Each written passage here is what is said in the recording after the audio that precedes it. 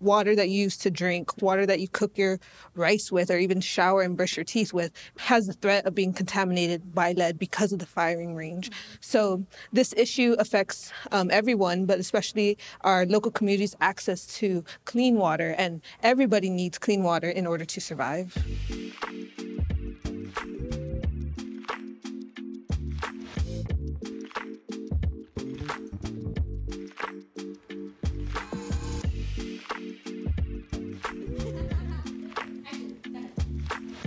The shade. Take 50. Whatever, dude. What issue are you guys here to talk about today? Today, we're going to discuss the live firing range and its threat of lead contamination on our coastline, primary water source, and our community. Okay, so can you guys give us a brief overview of this issue? The whole part of the north of Guam is made of limestone, which is pretty porous. And so when water or any other liquid comes in contact with the soil, it seeps through the different rock or the different holes and crevices in the rock, and then it collects underneath the island in the aquifer. And that aquifer is so important because it supplies up to 85% of our island's fresh water. The U.S. military is building this massive firing range complex on top of that critical resource, and 6.7 million rounds of ammunition are going to be shot over our coastline and the aquifer each year. It's set to begin operations in 2024. In 2012, an EPA study found that over 30 military installations across the U.S. and Hawaii have lead in their soils. And just this past year, lead levels up to 70 times the accepted residential rates were found in a beach near a training facility in Oahu. Yeah, so potential lead in our soil is deeply concerning because these chemicals don't break down over time, and they can travel beneath the surface to our fresh water source through rain. And even though our community and even federal agencies themselves have expressed concern about the threat of lead contamination, the military hasn't done they haven't done anything to pause or reassess what they're doing over the aquifer. Federal law requires that they produce environmental impact statements, but they've actually left out important information about potential effects of contamination. Currently, the military is using a wait-and-see approach with the aquifer, but in the event that contamination occurs, it'll already be too late. So what is currently being impacted right now? The firing range poses a huge threat to our public health. EPA is in charge of regulating and determining the safety levels for any type of contaminant in our water. And so the level that they set for lead is 0. That means that any type of lead contamination, even at the smallest level, is harmful to our health. It can cause severe health issues and diseases like cancer. It can cause premature birth and developmental issues. If you just imagine that water that you use to drink, water that you use for your plants, water that you cook your rice with, or even shower and brush your teeth with, has the threat of being contaminated by lead because of the firing range. So this issue affects everyone, but especially our local communities' access to clean water, and everybody needs clean water in order to survive. Yeah, another thing being impacted is the environment. You know, due to the deforestation and destruction, it affects our habitat. There's a loss of habitat. It also impacts our coastlines, which is also affecting our local fishermen. The Department of Interior has also commented that with this potential lead contamination, it'll also be hazardous to the wildlife at the tech time. Another thing impacted is the future of our children. What happens when our main source of drinking water is contaminated and we're unable to get water from there, to drink the water that comes from there? Are we going to have to start importing water, right? Another thing, the coastline. What happens when we're unable to fish, to swim in these places that we visit so frequently and that we enjoy? So who has the power to make significant changes for this issue specifically? The Secretary of Interior, Secretary Deb Haaland, who happens to be an Indigenous woman, possesses jurisdiction over Guam, over our islands and the other territories, therefore substantial power over the actions of federal agencies. One local agency is the Guam Environmental Protection Agency. They're set up to ensure we have high quality environment for us and our future generations. The U.S. Secretary of the Navy also has considerable power over this issue. The Secretary can pass an ROD, or Record of Decision, which basically are the decisions made for the projects like this live firing range. Another federal agency is the Council of Environmental Quality. They implement NEPA, the National Environmental Policy Act, and they also oversee other environmental issues. Yeah, another person who has a degree of power over this issue is Congressman Jim Moylan, right? He's our rep to the House of Representatives. And he sits on the Armed Services Committee, right? Which they have a lot of say over what the Department of Defense does here in Guam. There's also the governor, our Maga Haga, Governor Lulian Guerrero, who has the platform to speak to the right people on these issues and advocate our concerns, advocate the community concerns, and get them to do something about it. What are some solutions that you all want to propose for this issue? So for my solution, I propose to formally address Litexian or Ritidian as a groundwater protection zone. In my research, I found that the Guam Hydraulic Survey is outdated. In the PDN article from 2021, it found that the map offered by Guam EPA is over 40 years old. So I think it's time that Guam EPA and even the Water and Environment Research Institute, or WERI, at the University of Guam updates this map so we can have a better understanding of what zones or areas need to be protected because they are sources of groundwater, like our aquifer in the north.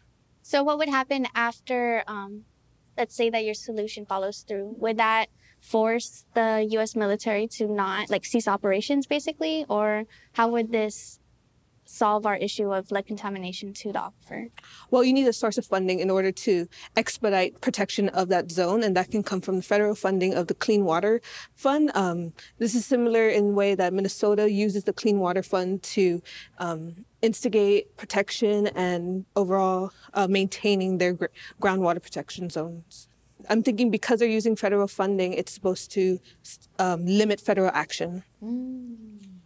Yeah, because I can see that being an issue. The firing range is built on federal property, or the military base, or established holdings of the U.S. military. So I think enforcing it might have been more difficult. But if you're saying bringing in federal funding, I feel like maybe that puts an extra set of eyes on it that's not just local. Okay. Yeah, and even federal agencies like DOD, like the military, are bound by certain U.S. EPA requirements, but it's GEPA, Guam EPA, that enforces it. So there may be some teeth, especially if you're saying it's working in other places. Yeah. So yeah, I see it as an interagency effort, but even for local and federal to bring awareness to the issue. I think if we're relying a lot on federal involvement, one of the issues that we can see is just we don't have that kind of power within the U.S. Congress. We don't have a voting delegate. We don't even have a senator. And so advocating for that federal land or federal funds to fund something like this is going to be a lot more difficult than if we were a state. Yeah.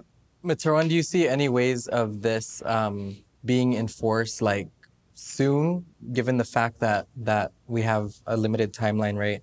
And that these studies might take time, getting federal funding might take time. Is there maybe we can ask for a pause until the research is done, or is there something like that we can do? I hope that's a possibility, just because the urgency of the issue, it's going to start by 2024, literally months away. So I would look more into it, because protection zones, if it's already generally the north of Guam is a groundwater protection zone, then there is no pause in place because it's set to begin operation and they're already building. So I can see that how timing is an issue, because once it's already too late when we get the funding, and then the firing range might already be in operation, and then lead's already contaminating our waterways. I can hope.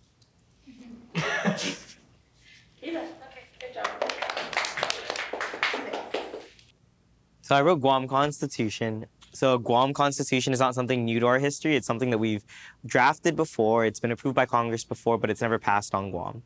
Basically, what this makes it different, or how this can help us in this situation, is by creating in the Constitution, we can impress upon it certain things, certain standards for protecting our ecosystem, certain standards for protecting our resources like our aquifer.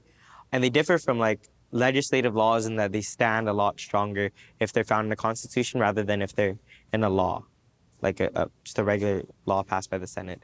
Similarities we can see is in Hawaii, where they have a Me Lama Aina in their Constitution, which is basically outlining that they need to protect their resources to a certain cultural standard, which they use constantly in order to litigate things like this, like firing ranges done on their land, or incorrect uses of the land, destructive uses of the land. And because it's in a constitution, it holds up a lot stronger than just a law, and it's more difficult to change because it's something that is, deeply personal to the citizenry there. I think an issue with this is the timeline. It's going to take way longer to draft it, to pose it to our government, and then implement it. I think it's going to take a little too long. Yeah. But it's a nice idea, like, overall for all our issues. Yeah. I mean, I definitely see that. It is going to take a while. One thing that could maybe expedite it, so we actually already have a constitution that has been approved by Congress, and as far as I'm aware, like, it can still go through as long as it's approved by the people. So if we want to ratify that already previously done constitution, and then we just go through an amending of that to include something like that, that can happen within a year if we get enough support from our local leaders, people in office, people within our government. Are you aware of the challenges that it faced when it was first proposed? And do you have any way of tackling those issues now? So one of the issues that led to it not being ratified before was a lack of education. Not a lot of people knew how important this document could be to governing the island. Not a lot of people understood just how rare this opportunity is. I mean, the Virgin Islands has gone past 5 drafts of their constitution. Each one has been has not been approved by the U.S. Congress. Our own is the only, on our first try, we got it approved.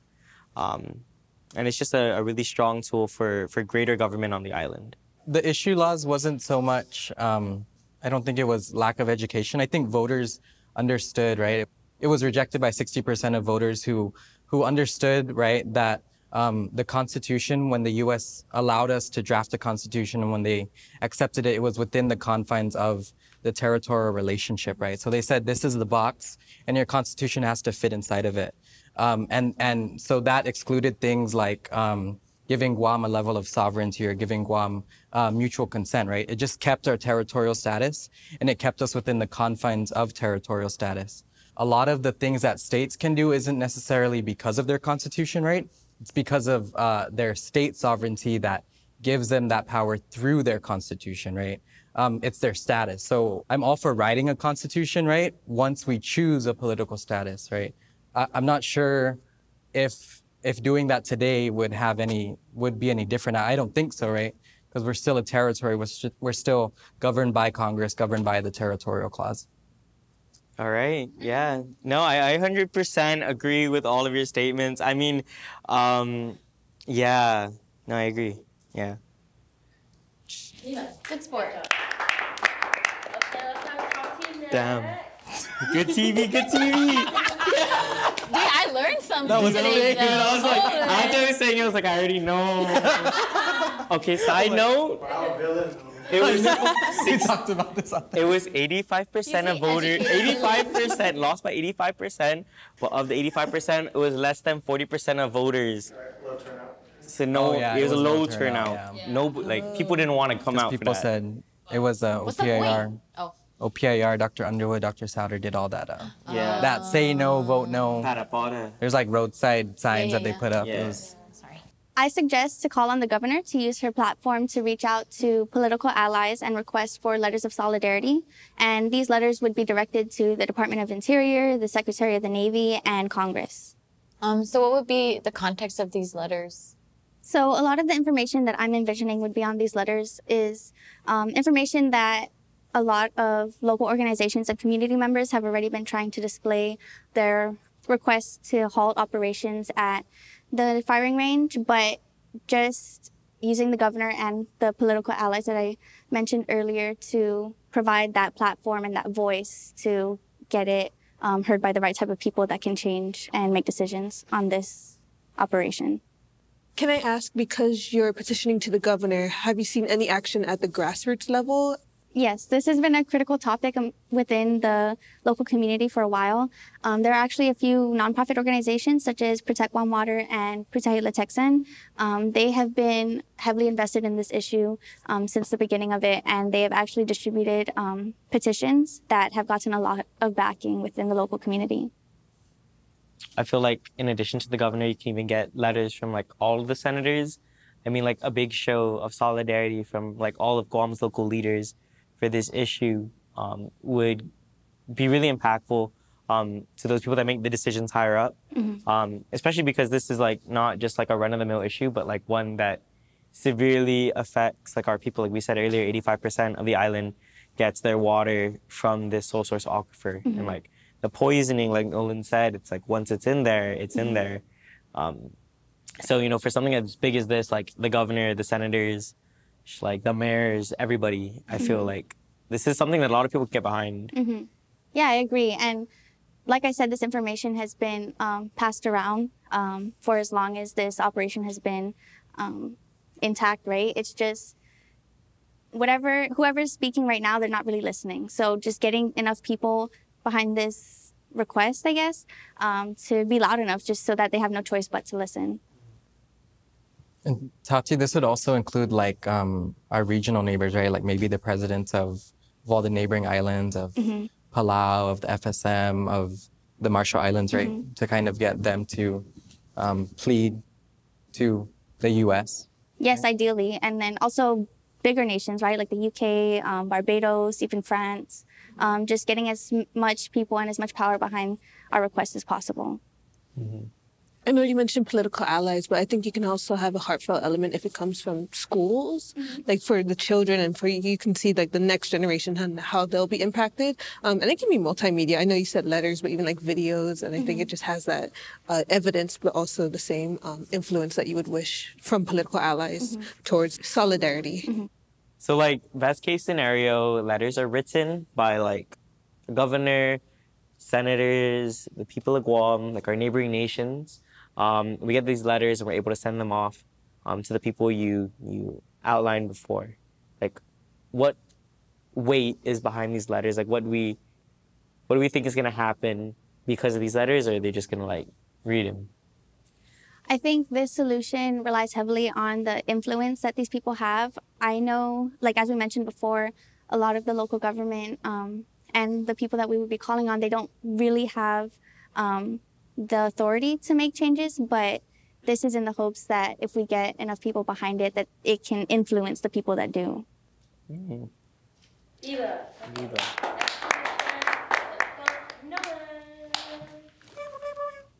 I propose that Congressman Moylan, through his office, right, because he serves on the Armed Services Committee, implement an independent monitoring group or commission. I think that there's a way to do this through the National Defense Authorization Act, right, which is when Congress funds all the military activity for the following year. So the opportunity for it would be in FY 2024. And I think the best way is for him to propose an amendment and say that we need to include an independent monitoring commission to be monitoring the aquifer and the potential for lead contamination, right? The military currently has plans to monitor, but there's a problem when the military is monitoring its own activities, right? There's places we've seen like Okinawa, Red Hill, Oahu, like Materwan mentioned, where the military has known about contamination for so long, and they didn't do anything about it until it leaked, right? Until the info leaked and the community found out about it. So there's a problem, right? When the military has a conflict of interest in monitoring themselves, we know that they can't be held accountable. So we need to ensure that accountability through an independent monitoring commission, right? One issue that I can see is like, I know we have a representative out there, but like how certain are we that he has the power to even like create something like this? And then even with that, it's so far removed from like our local level. It just seems like something that has so many steps in between that it can easily be lost and miss the opportunity that we have right now. Yeah, there's a lot of bureaucracy. Yeah, I think there's opportunity because they're gonna start like drafting the NDAA, and he can add an amendment. And I believe he votes in the Armed Services Committee. He just doesn't vote in Yeah. the larger assembly, so there may be an opportunity there. But yeah, you're right. Because he's a non-voting delegate overall, because we're a territory, it's very limited in what we can do, right? Don't you think that Guam EPA would be the independent monitoring agency because of their whole mission to protect our environment? Yeah, I think they're the right agency to do it, but I also think it needs to be federally funded. We shouldn't be the ones paying for monitoring the activities of the military, right? An effect that may be caused by what they're doing. It should be the federal government, the DoD maybe even itself to pay for this. I am all for holding the military accountable. I just don't see, I think it's a little too similar to that wait and see method that you mentioned earlier. And I don't really understand how this would pose as a solution to the threat of lead contamination. Yeah, you're right. It doesn't like necessarily stop the firing range, but it's kind of a more, I guess it's reactive. Yeah, it is reactive. And then we talked earlier about like how potent like small traces of lead can be. Like once it pings, like it's kind of done. Yeah. Right?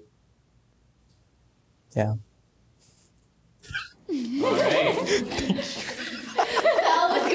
you for your feedback. Who's next? Kat? So I propose the governor hire an independent environmental law firm to review the EIS and the SEIS and research possible avenues for pausing the firing range.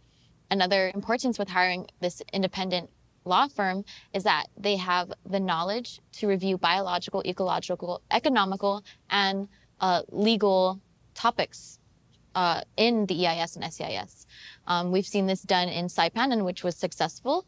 Saipan hired Denton's U.S. law firm to review their own EIS, and within 5 days of their initial review, they found it inadequate.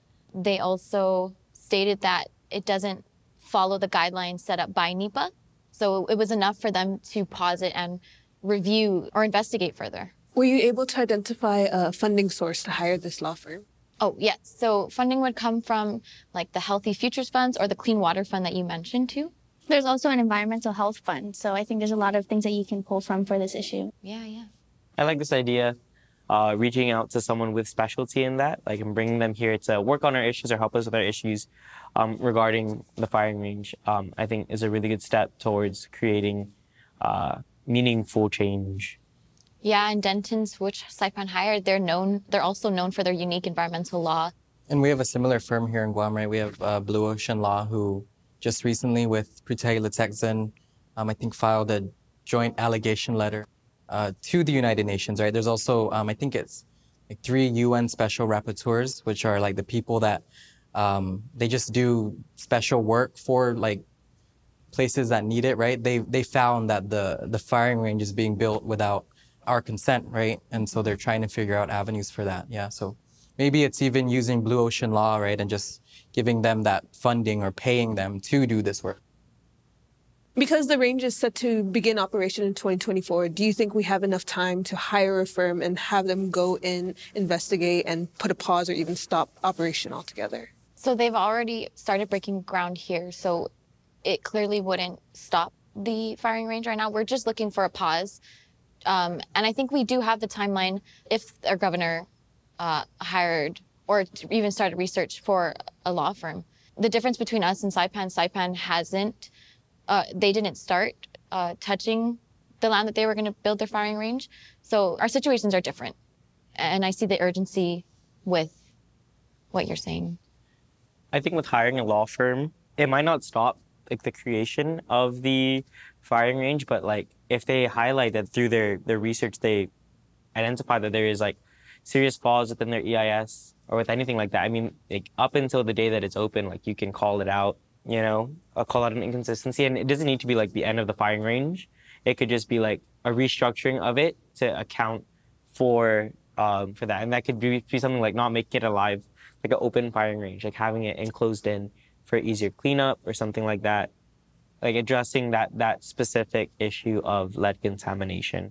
I think the point of hiring the environmental law firm is to halt all actions being done at Lituxan and on our aquifer. Now, I see where you're coming from. Like, the best firing range is going to be no firing range. Well, I think, like, we've seen, like, the construction being done. Like, there's a very strong possibility that it is going to go through. And, like, if we can't stop it, like, I feel like mitigating those, like, the most harmful effects of it. So things like, yeah, like lead poisoning would be, like, the top of the priority. I think if you can't stop it, let's at least like look at alternatives or ways in which we can litigate against these like specific things that are the most important right after that. Best scenario, if like we went down this route, the law firm that we go with, they find that the statements made in our EIS and SEIS are like too cloudy and too confusing. So it would pause it. If the military had to rewrite their whole EIS, I think they wouldn't even, it just takes more out of their budget to do that kind of changes, and it's like keep stalling, and so it's not worth it. It's not worth it. Yeah. I just don't see any safe way to move forward with any type of firing range activity on top of our aquifer, just because it's a very delicate and like specific type of contamination. Like we mentioned earlier, you can't, it doesn't break down, you can't clean it out, you can't, no amount of lead contamination is safe for the environment or the body. So I don't see any other way other than just halting operations altogether. I was like somber music's gonna play after that one. A little violin. So I proposed to the legislature and Guam EPA to host an outreach campaign, more so to bring public awareness to lead contamination. And I pretty much called it, "Would You Drink This?" I'm envisioning a nonprofit organization creating a campaign where they bring tables to public spaces, schools, shopping malls, grocery stores, and just showing like samples of lead contaminated water versus regular drinking water, just to show the severity of the issue and how close it is to the children, their families, and to their homes, because everyone relies on water. And I think the funding for this can come from the Safe Drinking Water Act, including other funds that we mentioned here today, Healthy Futures Fund and the Environmental Health Fund. I have a question. Okay. Can you see lead? Because I know the same thing. Okay. Because like I know they've done this with like erosion. And yeah, so you can see the erosion because of all the mud running through, because there's no plants to hold it in. But can you see lead? I'm thinking they'll have to do like pH testing on site.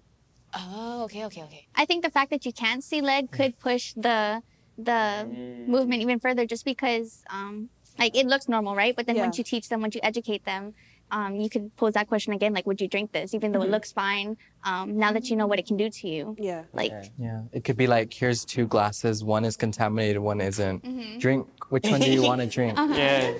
or would you even take the risk of picking one, Oh, right? that's a good one.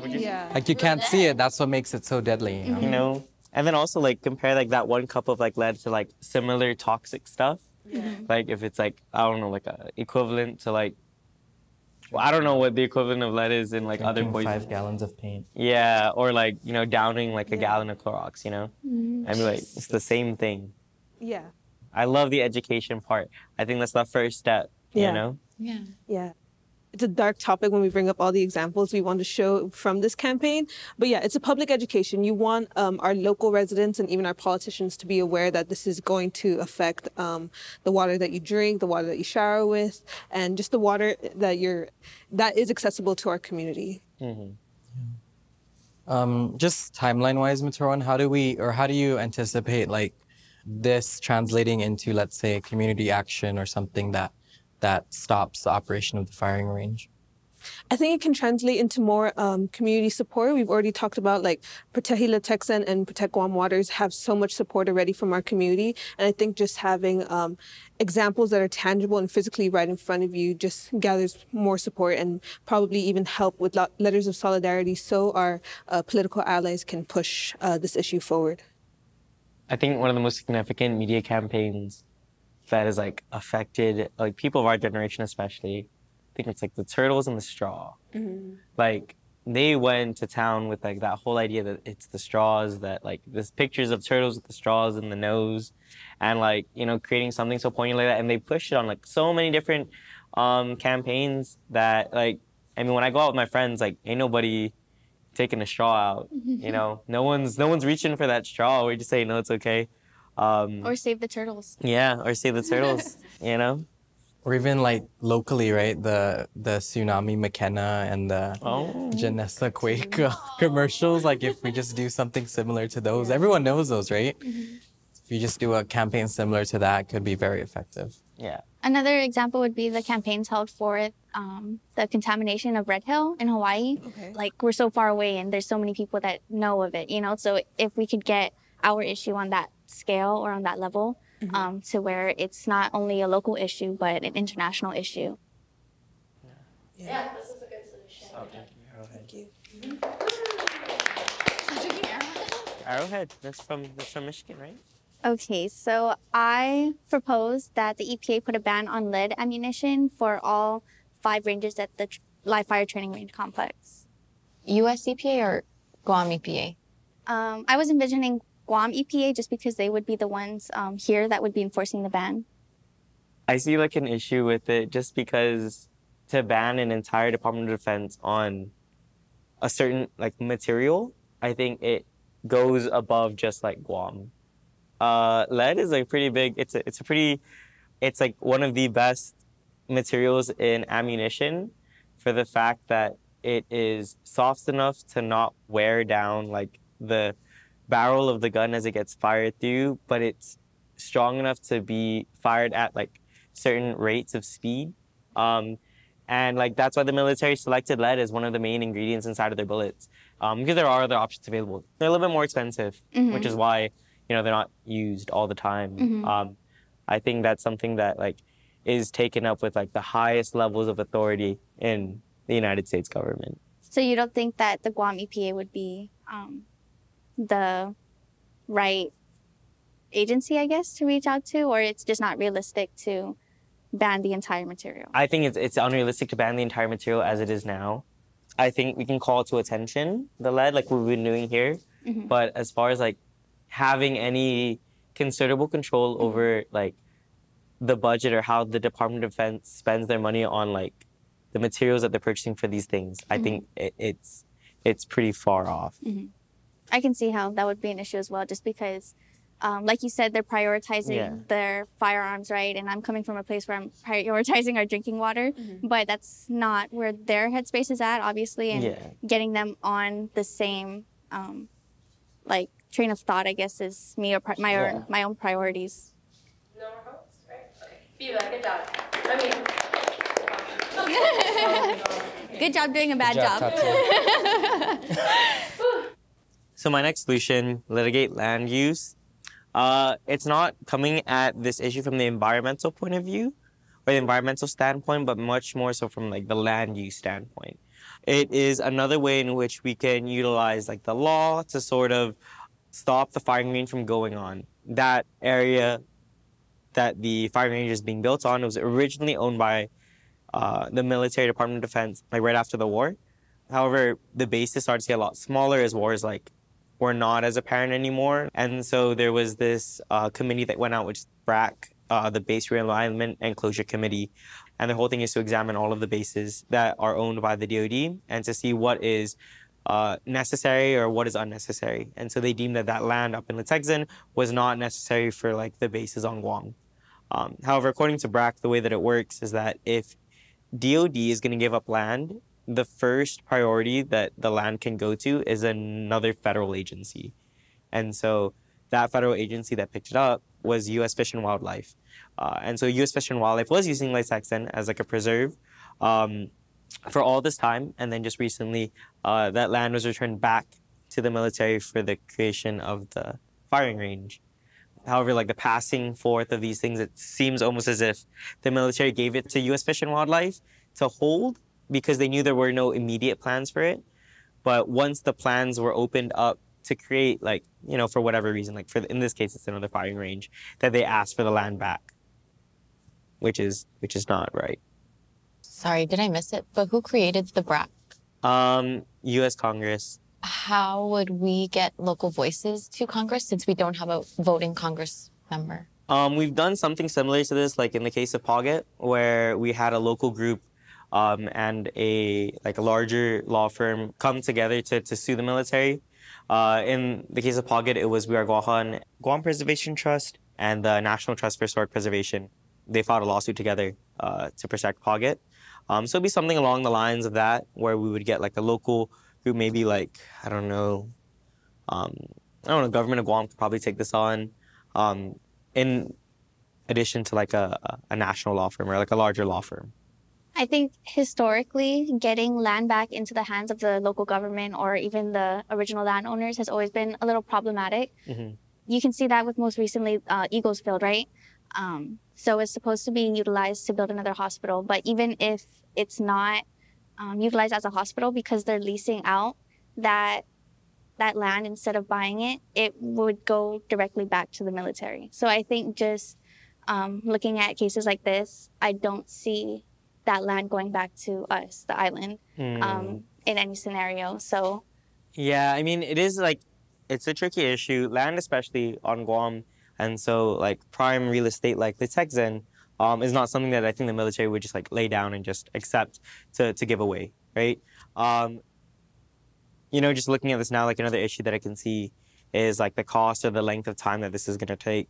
The amount of money that it's going to go into. Like, imagine we get into like this legal battle and then at the end we lose and then they still go forward with the thing and now we're just like back off. Like, we just have less money and no land. Yeah. I mean, it is a sad statement, but like, it is tough, you know? I mean, it's a great idea. I think the main issue here was lead contamination on our aquifer, and I think this is a little far from our aquifer, but it's relevant. I see you. You know, just looking at the solutions that we have, like they're all like environmentally conscious. And so the idea behind this is that like, it is like at the end of the day an issue dealing with land. And so at the crux of the matter really is like who gets this land and who gets to use it for what purposes. Going at this issue in different perspectives opens us up to new ways in which we can still get what we want, maybe just not as directly as we thought were available or possible. Because if we can litigate land use and get that back, I mean, even more so than just stopping the firing range, like we get land back, right? You bet. All right. Good job. Go right Should I out. say my other one? So my solution is for the governor to pressure EPA to review the EIS and also support, if we went this route, to hire the independent law firm. I think she also needs to pressure them to have more transparency around these issues.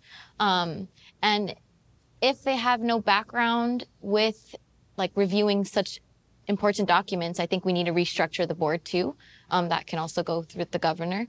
And then I also think she can appeal to the Council of Environmental Quality to review the actions being done on Guam and the proposed plan that they have with the firing range and the effects it's going to have, because it does impact our environmental quality. I think that the governor could go further than just like pressuring them, but requiring them to be a little more transparent. But do you have any ideas of what she would pressure them to do or require them to do in order to get that transparency? I think with transparency, I think they could have more public forums, especially if like Protect Litekzen or other members of the community who have read the EIS, or even Protect Guam Water, because I know you guys have read the documents and actually used those facts and put it on a media platform for us to digest. I think she could require EPA to have forums like this to discuss the impacts of the environment. Yeah. For this solution, how does that translate to stopping the firing range from happening? So like if she has, right, them like reviewing or re-reviewing the EIS, or even going to the aquifer and like reassessing kind of the damage that can be done there, what happens then? I think this, if both Guam EPA and the Council of Environmental Quality, which is a statewide agency, I think this can also appeal to like, or corroborate the actions from like these letters of solidarity going to the UN and putting this on a bigger platform, and just gaining more support from other agencies to pause the firing range. Yeah, Kat, you mentioned Council on Environmental Quality, right? I think they were also the same ones that said that the EIS, right, the plans for the current firing range weren't sufficient, right? And that they didn't meet the requirements of NEPA, right? That was in Saipan's case. Oh, okay, Yeah. okay. But I think there was also something here where they said that the military or DOD needed to give more information, or they rated it as what did they rate it as? We did. I know what you're talking Yeah, about. they rated it as unsatisfactory. Yeah. Yeah, thank you. You're welcome. Yeah, so I think there's definitely an avenue to check them, right? Because they're an arm of the federal government or of the president's office that ensures federal agencies are meeting all these requirements. So maybe even if we, let's say, combine that with, I don't know, we combine it with other solutions, right? But we should definitely incorporate CEQ somehow. Mm-hmm. Eva, good job. Thanks for the assist. So now that we've discussed all of your solutions, let's decide if we should remove any from the board or consolidate. So let's discuss. I think you can take out the ban lead ammunition. I think we talked about how that's just not viable with like Guam EPA. I think we can combine maybe the support from GEP and CEQ with letters of solidarity, right? Because we're seeking federal advocacy.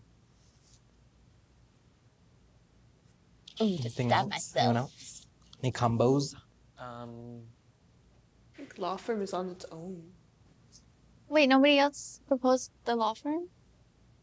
Litigate land use and law firm. I mean, this can be like law paths. But are we keeping litigate land use? I think we said litigating land use was a little, it didn't work well with the timeline, right? We only have a year, less than a year before the firing range is active. So yeah, we can remove that one, right? Yeah. Yeah. And we can extend the same thing to like the Guam Constitution, like realistically. Well, I mean, in addition to like it not actually having any meat to like stop something like that, it also would take too long. I think if we like align these three, because they all deal with the same agencies and they could all corroborate whatever's research is being done with this and like, you know what I'm saying?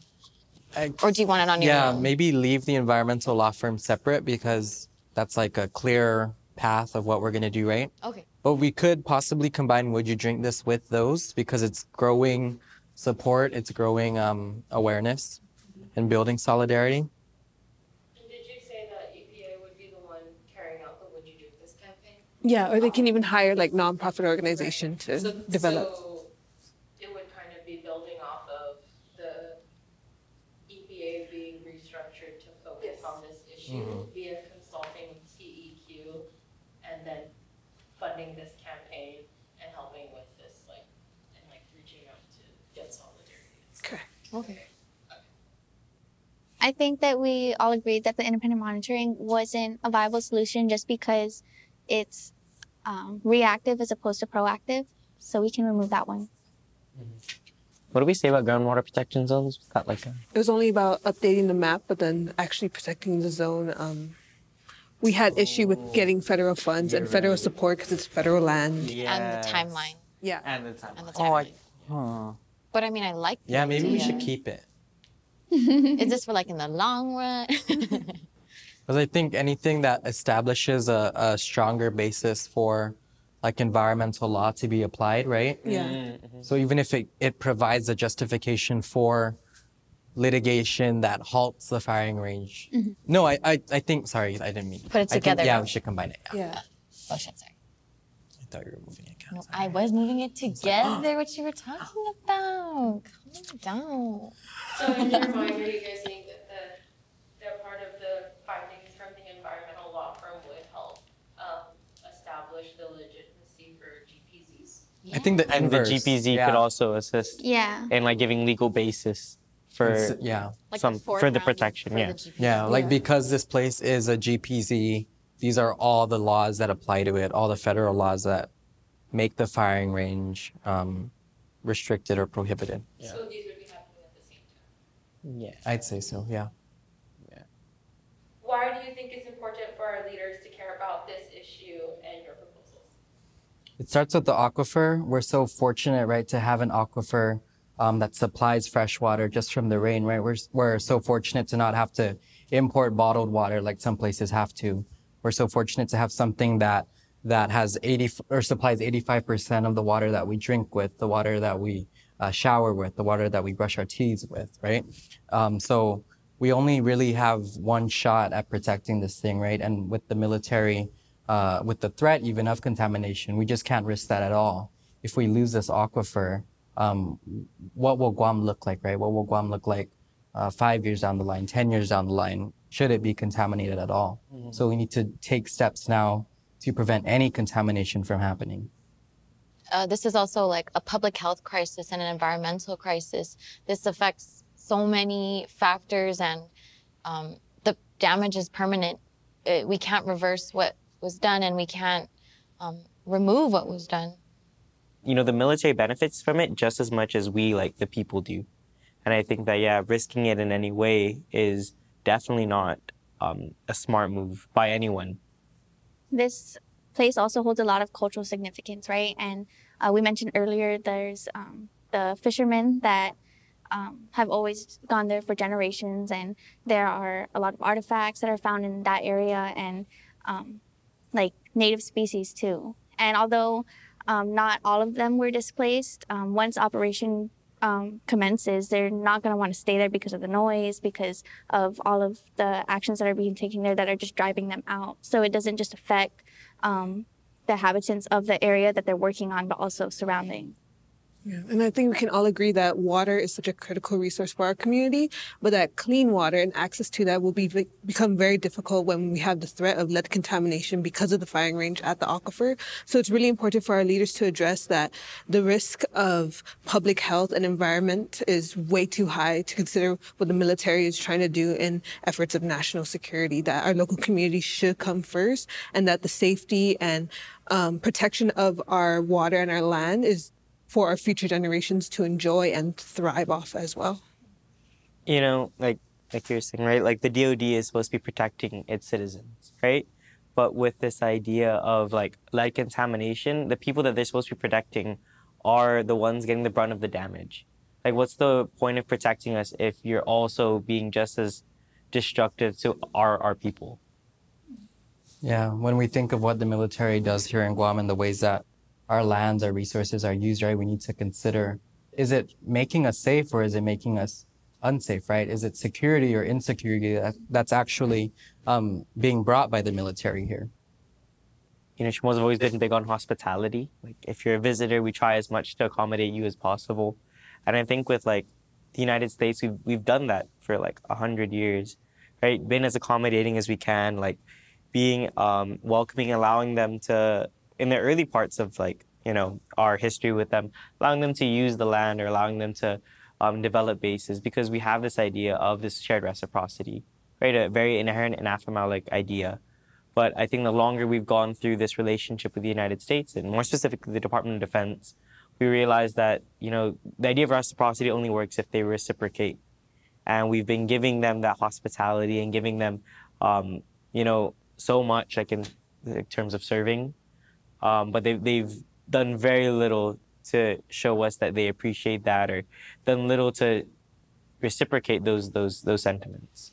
Yeah, and it's also a matter of like, when is enough, right? How much do we need to give before we've given all that we have, right? Our water, our drinking water. Do we need to give that too? And it's even before the military. We were people of the land. We lived off the aquifer. Our people called this Guahan, named it Guahan, because of everything it provided, right? Everything this island provided. So what are we doing? What is the military doing when they say that they're good partners or that they're good stewards of the environment? Is that really the case? We have many examples of that not being the case. And so we're trying to hold them accountable for the actions they're taking here, right? How do you think Guam will look like 7 generations from now if we don't do anything about this issue? And then what do you want Guam to look like instead? I think So 7 generations from now, I see our island being highly militarized if we don't right our relationship with the land, or if our government doesn't step in and say that these are the resources we need, especially when it comes to our aquifer, that if we look down the line and for our children, they won't have clean water that's naturally produced by the aquifer because of lead contamination. So I can start seeing us importing water, buying water from other nations. So it's really going to change our relationship with the land because it's been poisoned. Another dependency on another resource that we don't need to be doing when we already have 85% of it supplied to us. I just don't really see why we should take the reactive approach like the military has done with so many other situations when we are personally invested in this land, right? Like we have a connection to it. So we should do more than what not outsiders, but people that aren't as invested in this land are doing. If they're not as invested, then they're not going to care as much. It's not going to be a priority. But to us, it should be. And our governor, our elected leaders should push that, should portray that in their actions.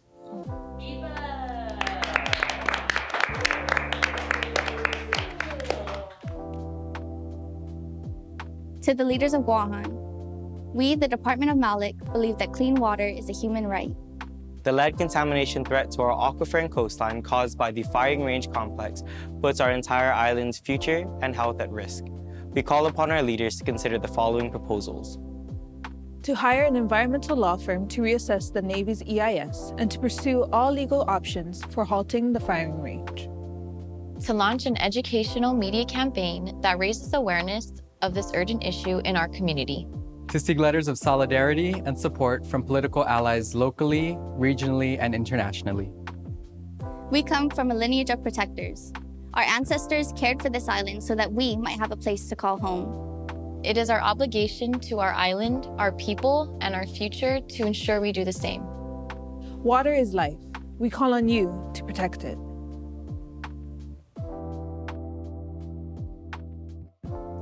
Hi, I'm Fressy and I'm the editor of Department of Malik. Thanks for watching this video.